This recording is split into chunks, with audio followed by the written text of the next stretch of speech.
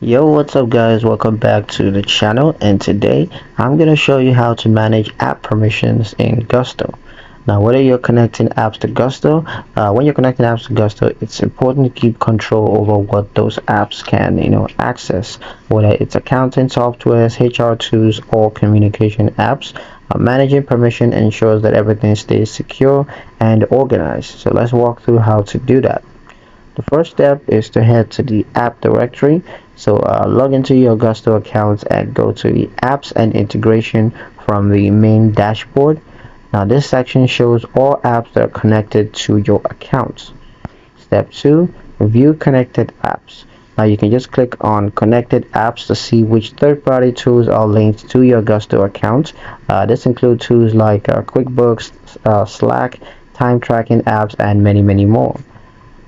Step 3, select the app that you want to manage.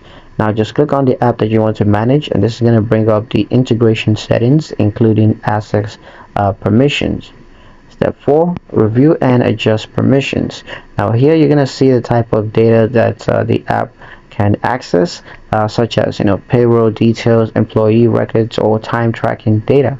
If needed, you can restrict certain data or adjust what features the app can use.